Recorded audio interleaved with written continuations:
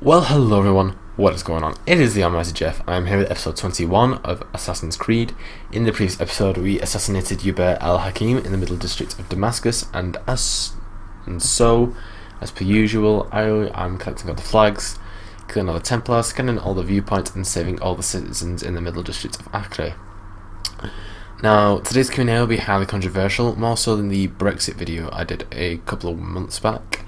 I am going to share my political opinions following Donald Trump's victory in the presidential election on Wednesday. So, I think it's safe to say that as a moral, liberal human being, I am a little bit scared for the decision of Trump to become the next president. He's highly inexperienced, very unprofessional, and has made quite a lot of racist, sexist, and homophobic comments across his campaign. In terms of his other stances, in terms of the economy, with such ideas as withdrawing Obamacare, etc., I can't make much of a comment, as America's far more capitalist than Britain, and this makes all my stance biased, as I have grown up with quite a socialist ideology. I do see the downsides of socialism, the more popular comments being how it spends money that you don't have. But if one finds a way to work it in, such as investing in new places of employment and cutting back on wasted spending, which in Britain I'd say was the benefit system, just to ensure I don't mean cutting back on those who need it, but the idea of supporting people who genuinely need help is a system that I am actually proud of. It's just those who exploit the system are fully capable of working but just can't be bothered to. I mean, that's quite a big problem here in the UK. Right, back to America. I'll go into British politics a bit later. Despite Trump's victory, I'm not sure I'd be a lot happier if Hillary Clinton won the election. She's better than Trump, of course, but not by much. It's not just the email scandal, which I believe was cleared up a couple of days ago by the FBI. It is some of her ideas as well. I mean, she's changed her views on a lot of things when they become relevant to the public, like her stance on homosexuality. I believe in the mid-noughties, she said that she was anti-homosexuality and that a marriage should be between a man and a woman. But after Obama legalised it across the nation last year, she completely changed her opinion, and suddenly she was pro-homosexuality. She was pro-get married to whoever you fall in love with, you know. Not only this, her stance on war has scared me a little bit, especially her desire for a no-fly zone in Syria. Could very much have sparked Putin in Russia and could quite literally have started a third world war, considering that Russia does seem to have been getting very much ready for it. So I think they're a bit on edge. Again, I must mention that I'm not great with the American economy. So when I say that in an ideal world Bernie Sanders would have won the primaries and the election, this is coming from a guy with very socialist ideals. I do want to say to Americans with no logic, socialism and communism are not the same thing. I feel like Bernie would have at least tried to make America a better place, and he's just such a lovely guy, to be honest. I mean, he did truly want equality for everyone. I mean, he's been fighting for the civil rights since the 60s, and he's opposed all conflicts that have happened since he became senator.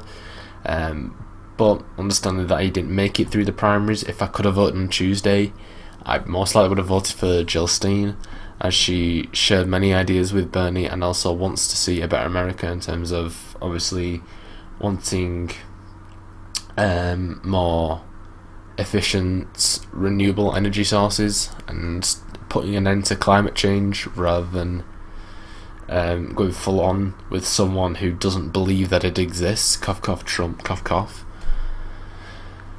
Alright, I'm starting rants over. I'll talk about British politics for a little bit now.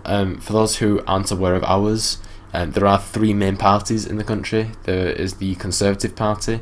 For reference, those are similar to the Republican Party. There's the Labour Party, which is the Socialist Party that represents the working middle class. And it is similar to the Democrats, but they are more left-wing than the Democrats. And then we have the Liberal Democrats, which obviously are much more similar to the Democratic Party. Now, as I said, my ideology is rather socialist. So naturally, the party that I support is the Labour Party. The current leader of the party is Jeremy Corbyn, who I do actually support wholeheartedly. He's quite similar to Bernie Sanders in terms of sticking up for the poorest and the ethnic minorities, and his plans for a more nature-friendly Britain.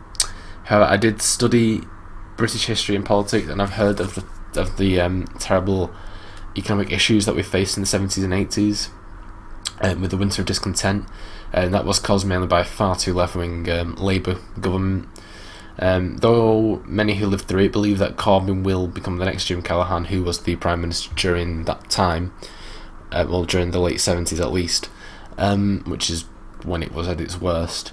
I think that we have learned our lesson since then, and in any way we do need a change from the pretty corrupt Tory government that is currently in power under the unelected Theresa May. In political terms, we are currently living under a dictator. Mind you, we did actually end up living under a dictator when Gordon Brown was in power from 2007 to 2010. That was also technically a dictatorship, so I'm not saying this because of Conservatives. I'm saying it literally, we are living under a dictator.